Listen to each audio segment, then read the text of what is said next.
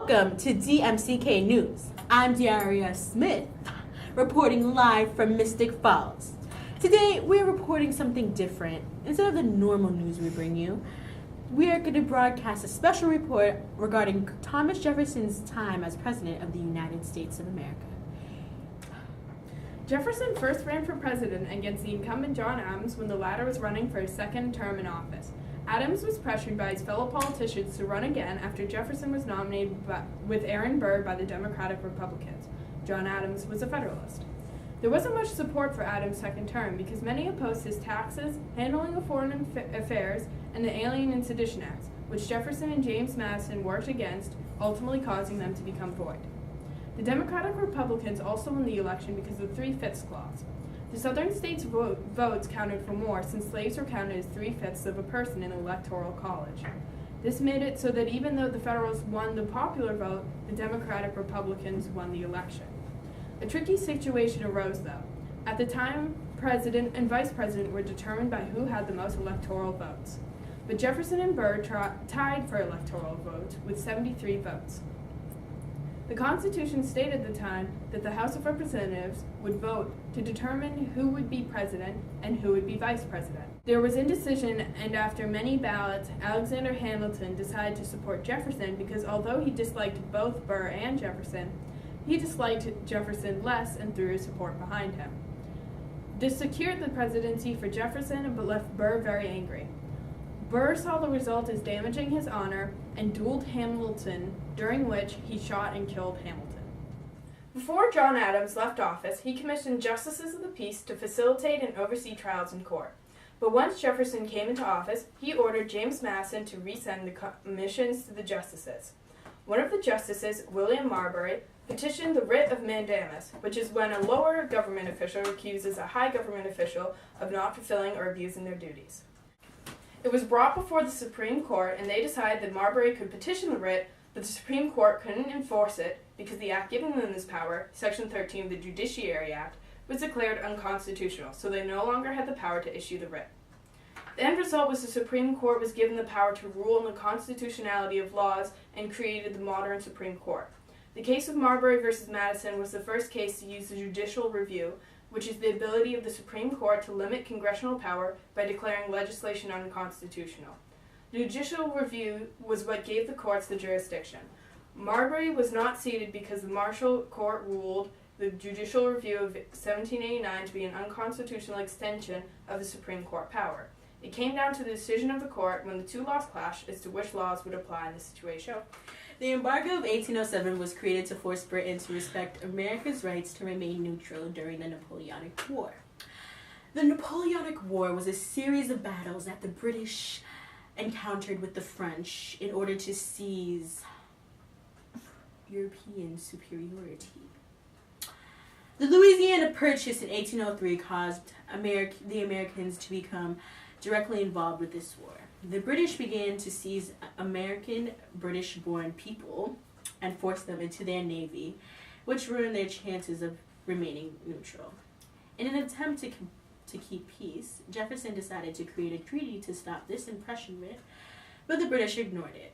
The main thing that caused this embargo was when the British HMS Leopard bombarded the USS Chesapeake from Norfolk, Virginia, looking for Navy soldiers who had fled the British Navy. As a result, Jefferson came up with the idea of the embargo, and Congress passed it. It made all American exports illegal, so America was not exporting to Britain or any other countries, for that matter. Many Americans did not follow the embargo and smuggled their goods out of the country, often through Canada. Smuggling forced President Jefferson to go against his own values in order to enforce the embargo by having the military create a blockade mainly focused on the border between Canada and America. Doing this went against his belief that the government should listen to the protests of its people, as the British government did not do during times of the American Revolution. As one might guess, the embargo did not last. It ended in 1809 with very poor results, being replaced with the Non-Intercourse Act, which proved to be a failure as well.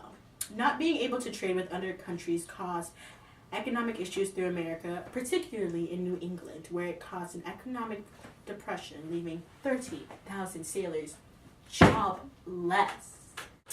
This incident shows the difficult decision Jefferson had to make, like going against his own values and the unintended consequences of the embargo. To discuss this, I will call upon three of my colleagues. So, the embargo of 1807 had some consequences that were not very good for the United States. Do these consequences mean Jefferson made the wrong decision? Well, we have the advantage of knowing what the results would be. The right decision is not necessarily the one that has the best results. Yes, but as the president, he should be able to predict the outcomes of his decisions with reasonable accuracy. He should have been able to predict that an embargo as big as the embargo of 1807 would have some bad economic consequences. Yes, but what were the political outcomes? Britain did back down. Prior to the embargo, they needed soldiers to fight the Napoleonic War, and they drafted British sailors, but in the process of enforcing the draft, they took about 10,000 American sailors to be soldiers. But was the embargo the right way to deal with it? And is it the role of the government to decree who the people can or cannot trade with? Should they be able to dictate what we can do? Well, embargoes are needed to punish countries without going to war. Avoiding war by asserting power is an international issue that government should deal with. Okay, so even if some embargoes are necessary, this one was not at all successful. Remember, many sailors and farmers lost their jobs. It is the government's role to make sure the economy is functioning properly, and the government failed to do that in this case. Well, hindsight is 20/20. At the time, though, the embargo may have been the best option. Some great points have been brought up in this topic, but we have to go to commercial now, so we'll let the audience form their own opinions about the embargo. Brought to you by Whitney's Cotton Gins. Welcome to the Yak, where we talk about politics and celebrities. I'm Christine, and here I have my lovely co-hosts, Deshane Wilson and Michaela. Hello. So today's topic of discussion is Thomas Jefferson. He was a very eccentric man. He didn't dress very well and forgoed public speaking. Not a very good trait for a president, though he did enjoy reading. A fine trait. Fashion-wise, he could use some work. He was also married and had several children, but they died very early on in his life, and he would rather not talk about it. Well, let's not forget about his affair, though. Disgraceful. Thomas Jefferson had an affair with his slave, Sally Hemings. Quite the scandal. She was born in 1783. Her parents were John Wales and Elizabeth Hemings. Her father was a slave owner, and she belonged to him until he died. Then she became Martha Jefferson's slave. Then, when Martha died, she became the President Jefferson's. Rumor has it that she had his children.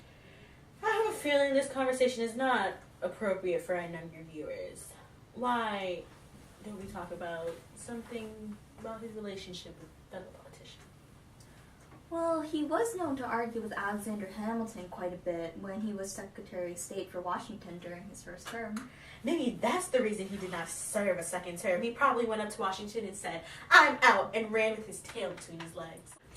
Well, it appears we may never know for certain. Now, we have a special guest on our show today.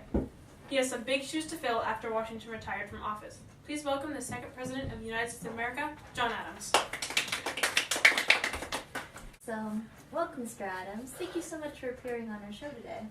Well, I think that it is very important that people know about Jefferson's political history.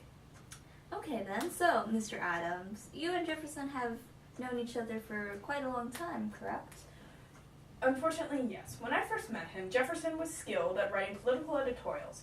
If there was one thing that was apparent when I met him, it would be his exceptional writing skills. Writing is a very important part of politics. Well, if I remember correctly, he wrote an impressive political paper for the House of Burgesses. That paper was actually the reason why he was even considered to be a delegate at the Constitutional Convention. What exactly was your relationship with Mr. Jefferson? Are you on friendly terms with each other? Why are you asking such a relevant question? I agreed to be on the show to talk about politics, not gossip. With all due respect, Mr. Adams, I feel that you're holding out some information from us. Trust me, we can smell fear from all our guests. I would do what she says. You don't want to see Deshane when she gets angry. It's not a pleasant sight. There's simply nothing to say. Surely we've had our ups and downs, and even falling outs. For 12 years? We just didn't keep in contact with each other after he was elected president. Other than that, there's nothing for us to discuss on the matter. But, I refuse to answer any more questions regarding him. okay then. Are there any last words you would like to say about Mr. Jefferson before we cut to the break? I've pretty much taught him everything he knows about politics. Again, he was but a boy to me when I met him. I am older than him by 10 years and about 20 years older than him in politics. Even though he absolutely despised being in office as president, he was a politician to remember. Whether that be for good or bad is up to the person interpreting it, though. Alright, well, that's all the time we have for today. Thank you for watching. The yak.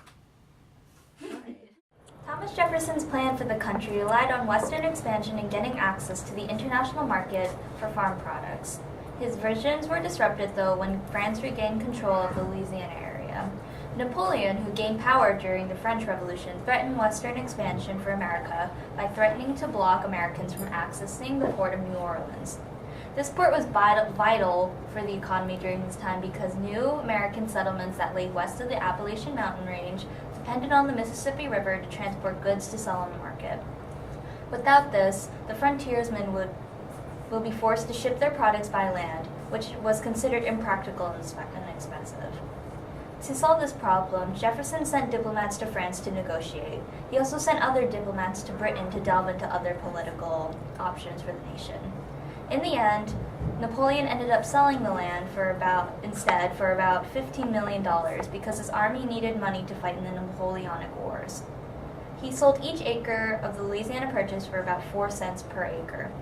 Looking at the diagram above, you can see that the land reaches from the Mississippi River all the way to the west of the Rocky Mountain Range. This was a huge deal, so Jefferson made it official in April of 1803. Not only did this work out for both Napoleon and Jefferson and prevented a war with France, this signified a huge political victory for the latter.